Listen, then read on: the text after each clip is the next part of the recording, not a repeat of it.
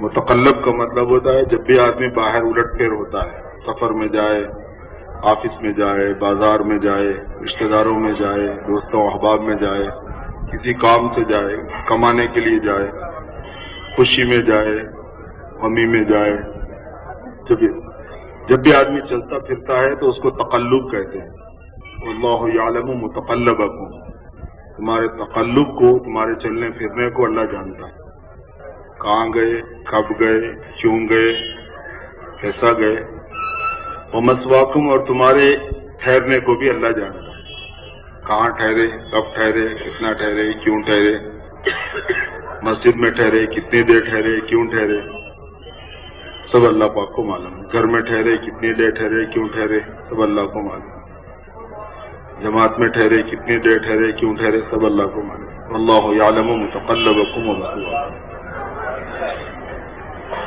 دعوت کے بزرگ یہی کہتے ہیں میرے دوستوں کہ ہم اللہ کے راستے میں نکل کر اور مقامی محنت سے اس لا الہ الا اللہ والے علم کو سیکھنا ہے۔ لا الہ الا اللہ میں ایک علم ہے اور یہ محنت کی چیز ہے۔ تبلیغ کا کام کیا ہے؟ یہ ایمان کی محنت ہے، دو چیزوں کی محنت۔ حضرت مولانا الیاس صاحب رحمۃ اللہ علیہ کے ملفوظات میں لکھا ہے کہ تبلیغ کے کام میں دو چیزوں کی محنت ہے اور دوسری چیزیں اس کے ساتھ ہیں، ایک ایمان کی محنت ہے اور ایک نماز کی محنت ہے۔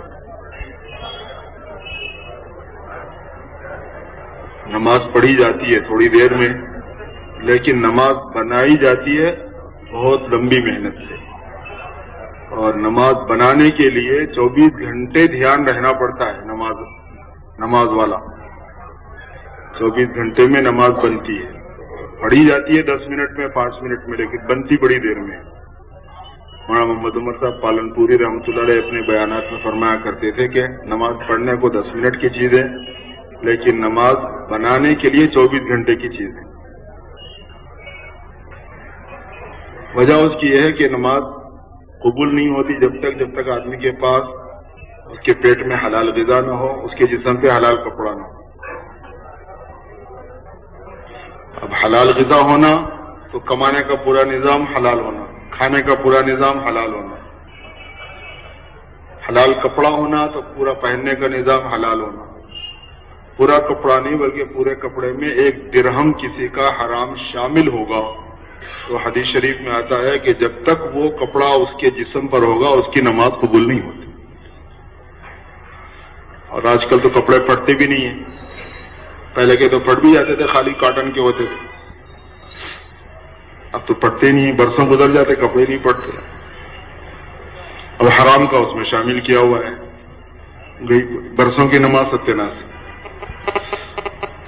تو کمائی کا پورا نظام وہ ضروری ہوتا ہے نماز کے صحیح ہونے کے لیے، اس لیے بنانے کے اعتبار سے بہت لمبی محنت ہے۔ وہ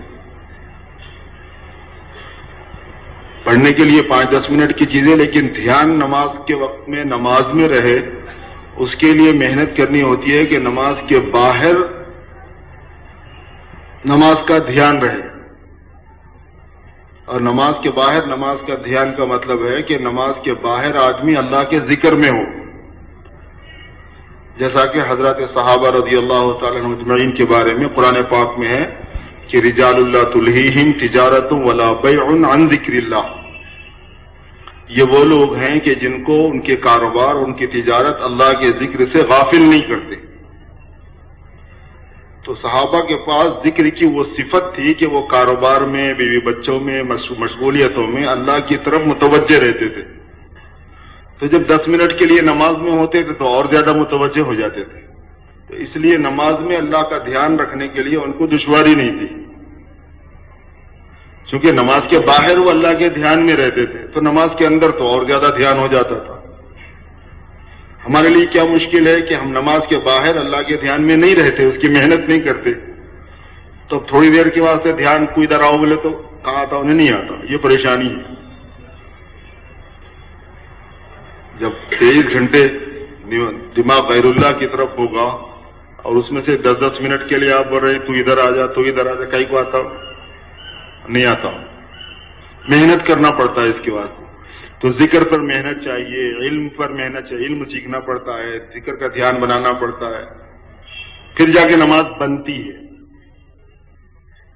اچھا، پھر نماز صحیح پڑھنا الگ ہے، نماز کا بچانا الگ ہوتا ہے۔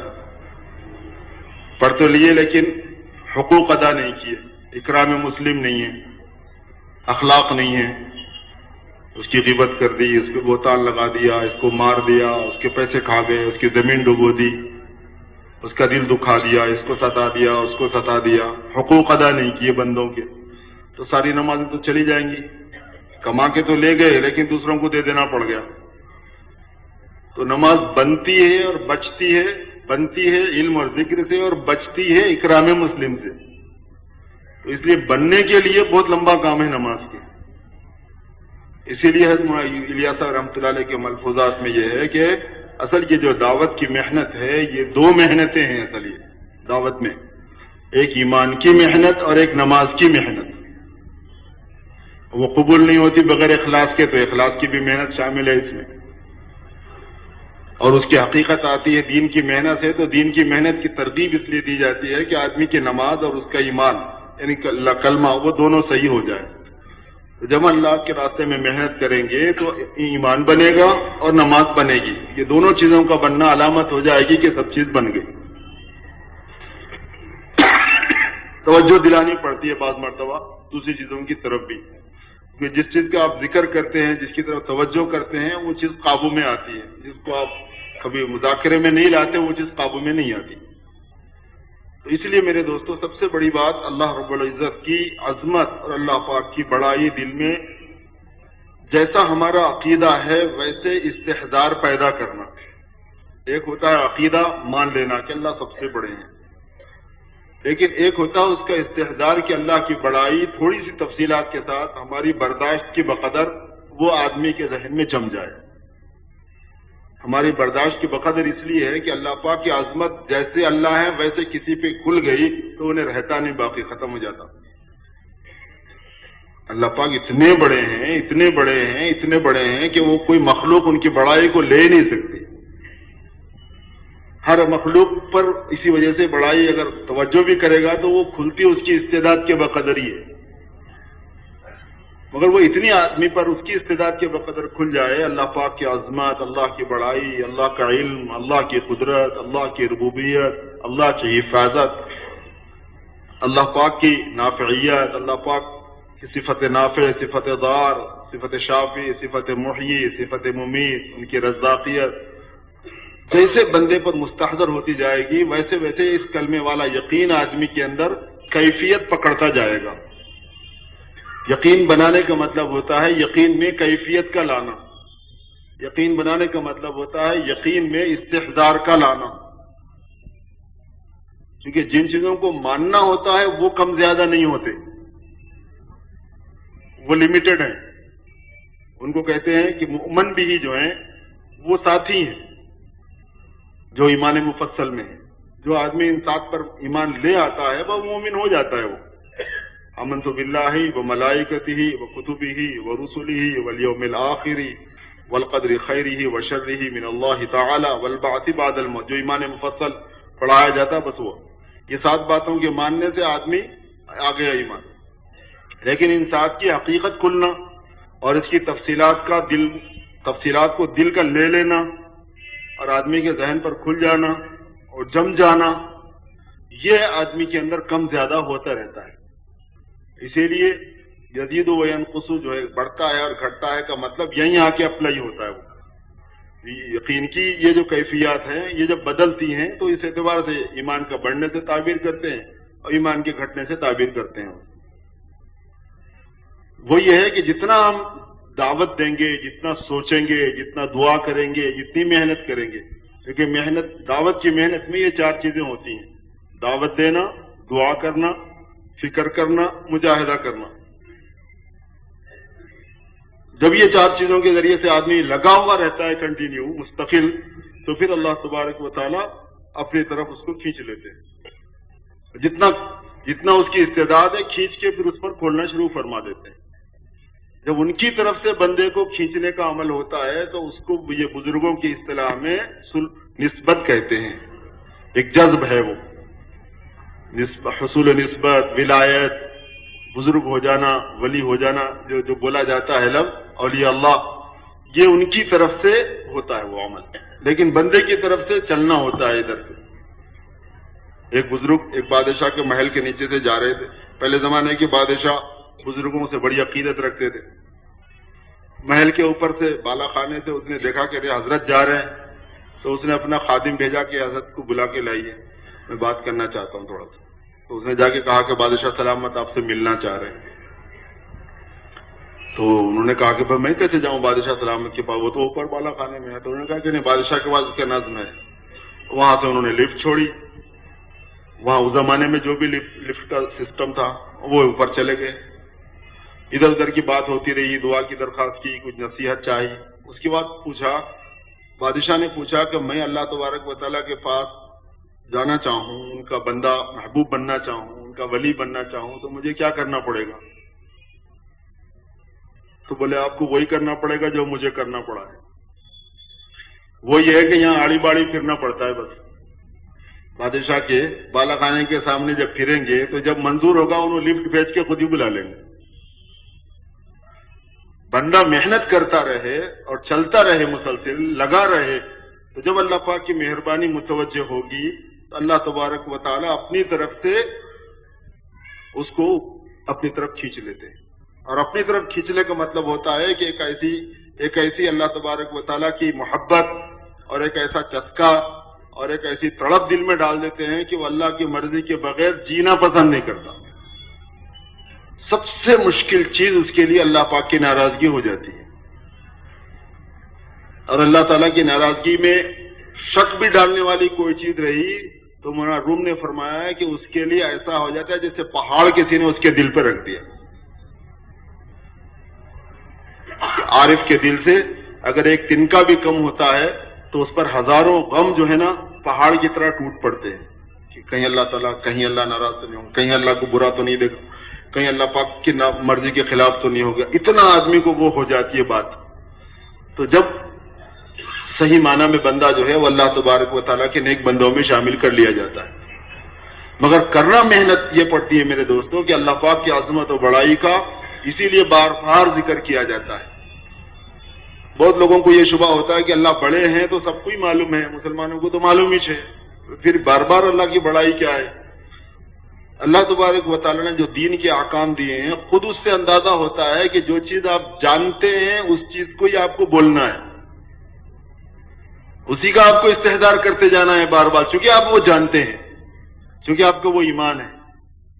اب اذان ہوئی، مغرب کی اذان ہوئی، سب سے پہلے اللہ بڑے ہیں، اللہ اکبر مانے اللہ بڑے، سب سے بڑے ہیں، ایک وقت بول دیے، پھر دوسرے وقت، پھر تیسرے وقت، پھر چوتھے وقت، پھر اذان ختم ہو رہی تو پھر اور ایک دو وقت۔ اچھا اذان میں بول دیے تھے نا بھائی، پھر اقامت میں وہی الاقامت مثل الاذان۔ فقہ حنفی کی تحقیق یہی ہے کہ جتنے کلمات اذان کے ہیں اتنے کلمات اقامت کے ہیں۔ دوسرے فقہوں میں یہ ہے کہ اذان کے کلمات ڈبل ہیں، اقامت کے کلمات سنگل ہیں، اکیلے۔ ہمارے پاس الاقامت مثل الاذان، اذان کی طرح ہے، اتنے کلمات پھر دوہرانا ہی ہے اتنی مرتبہ۔ اچھا مؤذن نے 2 مرتبہ یہ کام کر دیا تھا اور 2 مرتبہ میں 10 مرتبہ ہو گیا، تو ملا کے اس سے بھی زیادہ ہو گیا، پھر امام کو وہی کرنا ہے، اللہ اکبر۔ اچھا امام بولا سو بولا، ہر مقتدی کو بولنا پڑتا ہے، کیونکہ پہلی تکبیر تو سب کو بولنا پڑتا ہے، جو نہیں بولا اس کی نماز نہیں ہوتی۔ امام صاحب بولتے اپن ہاتھ اٹھا کے باندھ لیے، اپنے منہ سے نہیں بولے، تو تکبیر تحریمہ جو اپنے منہ سے نہیں بولتا اس کی نماز نہیں ہوتی۔ بات کی تکبیریں نہیں بولے تو ہو جاتی ہے نماز، لیکن پہلی تکبیر نہیں بولے تو نہیں ہوتی نماز، ہر ایک کو بولنا پڑتا ہے۔ تحریم تکبیر و تحلیل تسلیم، نماز کا احرام باندھا جاتا ہے تکبیر کے ذریعے سے اور نماز کا احرام کھولا جاتا ہے سلام کے ذریعے سے، حدیث شریف میں ہے۔ نماز بھی ایک حج ہے، اس میں احرام باندھا جاتا ہے باضابطہ، اس میں احرام کھولا جاتا ہے، جیسے حج میں احرام باندھا جاتا ہے پھر سر منڈا کے کھولا جاتا ہے، نماز میں احرام باندھا جاتا ہے اللہ اکبر کے ساتھ اور کھولا جاتا ہے السلام علیکم ورحمۃ اللہ کے ساتھ۔ تحریم تکبیر و تحلیل تسلیم، حدیث شریف ہے یہ، او کما قال علیہ الصلوۃ والسلام۔ تو پھر اب ہم کو بھی وہی بولنا ہوتا ہے. اچھا امام صاحب نے سورہ فاتحہ پڑھی, قرآن پاک کی سورت پڑھی, پھر رکوع میں جاتے وقت پھر اللہ اکبر, اللہ سب سے بڑے. جس چیز کو ہم مانتے ہیں اور جانتے ہیں اسی چیز کو بولنا ہے. اور اللہ پاک کی بڑائی وہ چیز ہے کہ وہ بڑائی کرنا ہی مقصود ہے. اللہ کی بڑائی بیان کرنا, اللہ پاک کی عظمت بیان کرنا وہ خود ہی ایک مقصود ہے. ہم پیدا ہی اسی لیے ہوئے ہیں کیونکہ وہ بڑے ہیں, اس لیے ان کی بڑائی کرنی, بڑائی بیان کرنی. سجدے میں جاتے وقت پھر وہی, سجدے سے اٹھے پھر وہی, دوبارہ سجدے میں پھر وہی, پہلی رکعت ہو گئی تو دوسری میں وہی, دوسری ہو گئی تو تیسری میں وہی, تیسری ہو گئی تو چوتھی میں وہی, فرض ہو جانے کے بعد سنت میں وہی, سنت ہو جانے کے بعد نفل میں وہی, واجب میں وہی. اچھا ایک نماز میں ہو گئی تو دوسری میں نہیں, ویسا نہیں, پانچوں میں وہی. یہ سال ایسا کریں گے, دوسرے سال ویسا کریں گے نہیں, پھر وہی, مرے تک وہی.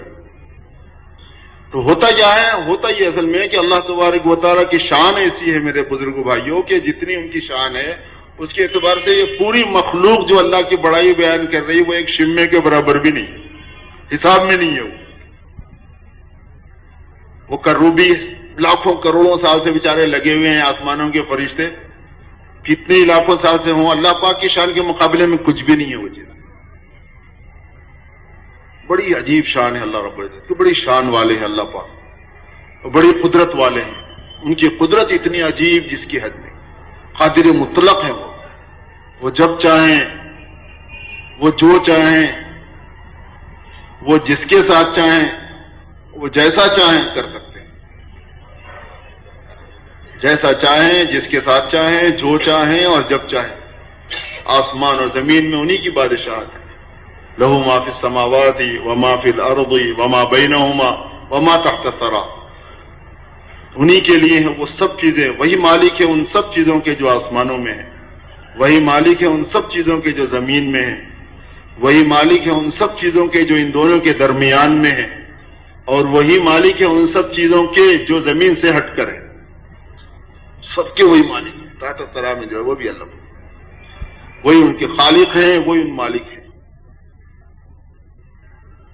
کائنات کا ذرہ ذرہ, پوری کائنات کا, صرف زمین کا نہیں, پوری کائنات کا, آسمانوں میں جو مخلوق ہے وہ, راستے میں کہکشاؤں میں جو مخلوق ہے وہ, سولار سسٹم میں جو ہے وہ, پورے یونیورسل میں جو ہے وہ,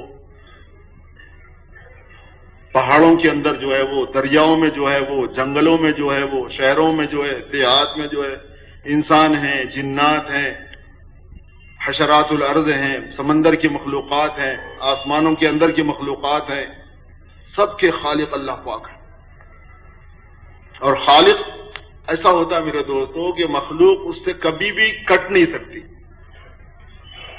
خالق ایک ایسی صفت ہے اللہ پاک کی, خلق اس کو کہتے ہیں کہ مخلوق غیر متعلق نہیں ہو سکتی کبھی بھی. خلق میں یہ خصوصیت ہے. خلق الگ چیز ہے, صنعت الگ چیز ہے. فیکٹری میں مال کا بننا الگ ہے, خلق ہونا الگ ہے. فیکٹری میں مال بنتا ہے, ختم ہو جاتا ہے اس کا تعلق, مالک سے اس کا تعلق ختم ہو جاتا ہے, مشین سے اس کا تعلق ختم ہو جاتا ہے. پلاسٹک کا آپ نے برتن لے لیا, کوئی بالٹی خرید لی, گلاسز خرید لیے, جگ لے لیا, لوٹا لے لیا. اب وہ جو فیکٹری میں جس نے بنایا اس کو پتا بھی نہیں کہ کس نے خریدا اور وہ کہاں ہے اور کیا کام میں لا رہے ہیں اس کو. خلق میں یہ چیز نہیں ہوتی. خلق میں یہ چیز ہوتی ہے کہ خالق, مخلوق خالق کی ہمیشہ محتاج رہتی ہے, ہر آن محتاج رہتی ہے. وہ مخلوق خالق سے ہی قائم رہتی ہے, خالق کی توجہ سے ہی قائم رہتی ہے.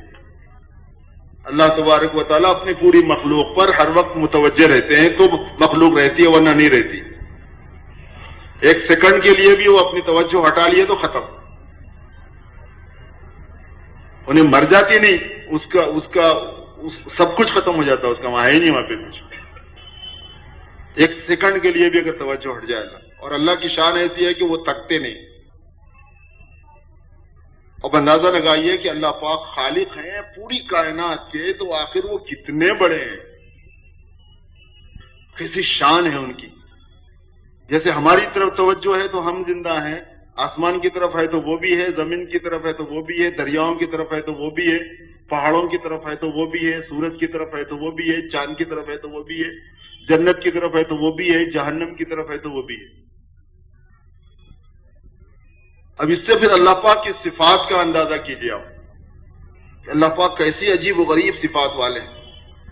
وہ دیکھتے ہیں، بصیر ان کی صفت ہے۔ جتنے ہم دیکھتے ہیں وہ ہم جب ہم دیکھ رہے ہیں وہ تو دیکھ ہی رہے نا۔ پھر ہمارے والد صاحب فرماتے تھے کہ تو کسی چیز کو دیکھ رہا اور اللہ نہ دیکھ رہا ہو، بھلا یہ کیسے ہو سکے گا؟ ایک مخلوق دیکھ رہی ہو کسی چیز کو، خالق اس کو نہ دیکھے تو پھر کیا بات ہوئی؟ تو جہاں جو مخلوق دیکھ رہی ہے خالق بھی دیکھ رہا ہے، بلکہ خالق کے دکھانے سے ہی وہ مخلوق دیکھ رہی ہے۔ خالق دکھوا رہا ہے تو ہی دیکھ رہی ہے وہ۔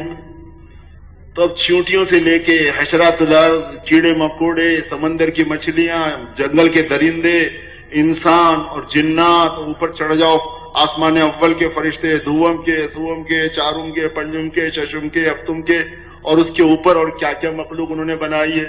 چونکہ یہ جو ساتوں آسمانوں کے فرشتے ہیں، ان کے علاوہ ایک اور فرشتوں کی ایک لمبی فہرست ہے، مہیمین ان کا نام ہوتا ہے، اور حاملان عرش پھر الگ ہیں، ان کا حساب ہے نا۔ وہ فرشتوں سے بھی چھپے ہوئے ہیں وہ فرشتے، فرشتوں کو بھی ایک فرشتوں کی قسم نظر نہیں آتی۔ کتنے ہیں وہ اللہ پاک ہی کو معلوم ہے۔ وہ سب جو جتنا وہ لوگ دیکھ رہے ہیں، جتنی یہ مخلوق دیکھ رہی ہے، اللہ کے دکھانے سے دیکھ رہی ہے، اور اللہ ان سب کو بھی دیکھ رہا، وہ سب جس کو دیکھ رہے ہیں وہ بھی دیکھ رہا۔ تو صرف اللہ پاک کے دیکھنے کی صفت کا اندازہ کریں کہ کتنی بڑی ان کی دیکھنے کی صفت ہے۔ اور بالکل جیسے کوئی نزدیک سے نزدیک تر سے دیکھ سکتا ہے، اس سے زیادہ نزدیک سے وہ ہر مخلوق کو دیکھتے ہیں۔ یعنی آسمانوں کے اوپر جو چیز ہے، ایسا نہیں ہے کہ ان کو دور ہے وہ، زمین پر جو چیز ہے ایسا نہیں کہ ان کو دور ہے وہ، زمین کے اوپر کی چیز بھی ان کے اتنے ہی قریب، اور آسمانوں کے اوپر کی چیز بھی ان کو اتنے ہی قریب، پہاڑوں اور جنگلوں کے اندر بھی ان کو اتنے ہی قریب، دریاؤں اور سمندروں کے اندر بھی اتنے ہی قریب، سطح کے اوپر جو مخلوق ہے وہ بھی اتنی، ڈیپ میں اندر جو تہ میں جو ہے وہ بھی اتنی، اور سب کو دیکھ رہے ہیں۔ خالی ایک تصور سے آپ یہ دیکھیں کہ اللہ میاں کے دیکھنے کی صفت کیسی، کیونکہ آنکھ جیسے ہم آنکھ کے لنڈے رکھتے ہیں، چکنائی ہے ہمارے پاس، اس کے اندر سے ہم کو دکھایا جاتا ہے، یعنی دیکھنے کی صفت یہاں رکھی گئی ہے۔ اللہ پاک کو ایسے آنکھ نہیں ہوتے، مگر دیکھنے کی صفت ہے ان کے پاس، کیونکہ اللہ تبارک و تعالیٰ مخلوق کی مشابہت سے پاک ہیں۔ مشبہہ بولتے ایسے فرقے کو جو اللہ بندے کے ساتھ یا کسی مخلوق کے ساتھ اللہ تبارک و تعالیٰ کو مشابہ قرار دیتے ہیں۔ ایک فرقہ گزرا ہے، فرقہ مشبہہ، جو کسی مخلوق کے ساتھ میں اللہ تعالیٰ کو جوڑ دیتا تھا کہ اللہ ایسے ہیں۔ یہی وجہ ہے کہ جتنے بت پرست ہوتے ہیں، آتش پرست ہوتے ہیں، دوسرے اور وہ مخلوق کے ساتھ جوڑتے ہیں اللہ کو، اسی لیے وہ شرک ہے۔ ظاہر ہے کہ وہ کسی مورت میں، وہ کسی صورت میں، وہ کسی مورتی میں، وہ پانی میں، وہ درخت میں، وہ سورج میں، اللہ پاک اس شکل میں تھوڑا ہی ہے، وہ تو ان سب شکلوں کے خالق ہے وہ۔ تو اب اندازہ لگائیے کہ صرف دیکھنا اللہ تبارک و تعالیٰ کا کتنا بڑا دیکھنا ہے۔ اگر اس کی کوئی فرضی آنکھ بنائی جائے تو کتنی بڑی آنکھ بنے گی، جسے سورج کو پورا دیکھ سکیں، زمین چاند کو پورا دیکھ سکیں، پورے کہکشاؤں کو دیکھیں، پورے سورجوں، پورے آسمانوں کو دیکھیں، نیچے کا بھی، اوپر کا بھی، درمیان کا بھی، اور پھر ساتواں آسمان پہ پھر اس کے اوپر عرش ہے اس کو بھی، اور اس کے بعد لامحدود فضا میں، سب کو دیکھنے کے لیے اگر آپ اپنے تصور سے کوئی آنکھ ڈھالیں، خیال کریں، کتنی بڑی آنکھ بنے گی۔ کیا صفت ہے اللہ پاک کے دیکھنے کی۔ اللہ بغیر آنکھ کے، ایسی آنکھ کی محتاج نہیں اللہ پاک، صفت بصیر ان کی ہے، دیکھنے کی صفت ہے۔ جتنا آدمی سفر کرے گا اب یہ صفت میں، اب اس کو لامحدودیت نظر آتی چلی جائے گی کہ کیا دیکھنے والی شان ہے ان کی۔ اندھیرا ان کے لیے برابر، اجالا ان کے لیے برابر، پارٹیشن درمیان میں ہونا، کسی چیز کا رکاوٹ کا ہونا وہ ان کے لیے برابر، نہیں ہونا ان کے لیے وہ برابر، مسافت ان کے لیے برابر۔ اللہ پاک کے پاس مسافت نہیں ہے، تو بری ہے قید زمان سے، تو بری ہے قید مکان سے۔ ان کے پاس مسافت نہیں ہے نزدیکی اور دوری کی۔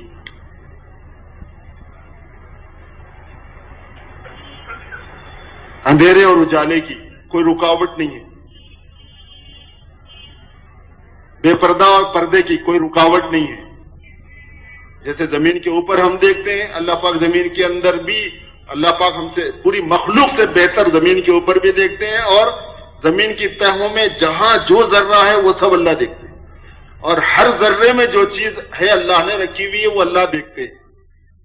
زمین کے ذرے ذرے میں کون سی جڑی بوٹی کہاں پر ہے، کون سا غلہ کہاں پر ہے، جس کا بیج کہاں پر ہے، کون سا درخت کہاں ہے، اس درخت کی اماں کہاں ہیں، اس کی بیٹیاں کہاں ہیں، اولاد کہاں ہیں، سب ان کو معلوم ہے۔ ایک لا يخفى علیہ خافیہ، اس سے کوئی چیز چھپی ہوئی نہیں ہے۔ لا يعزب عن ربک مثقال ذرۃ فی الارض ولا فی السماء، نہیں غائب ہے تیرے پروردگار سے ذرے کے برابر بھی آسمان و زمین میں کوئی چیز،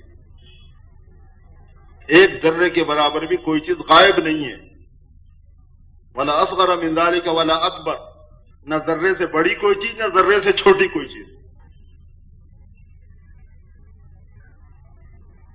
وہ پہاڑوں کے مساقیل کو جانتے ہیں کہ ایک پہاڑوں کا وزن کیا ہوتا ہے، ان کو پورا معلوم ہے۔ وہ قطرات الماء کو جانتے ہیں کہ پورے پانی کے کتنے قطرے ہیں، ان کو معلوم ہے۔ پوری کائنات میں جو پانی ہے اس کے قطروں سے واقف ہے، اور قطرے میں کتنے آئٹم ہیں ان سے واقف ہیں۔ گیسز جتنے بھی گیس اس میں شامل ہیں، ایک ایک قطرے میں جتنے بھی ہیں، سب اجزاء سے واقف ہے۔ اسی لیے ساری مخلوق جو ہے وہ اللہ تبارک و تعالیٰ کی تسبیح کرتی ہے، اور اللہ پاک اس کو بھی سنتے ہیں، اس کو بھی جانتے ہیں۔ سبحت لہ البحار بامواجہا، سمندر ان کی تسبیح کرتی ہیں اپنی موجوں کے ساتھ۔ سبحت لہ الافلاک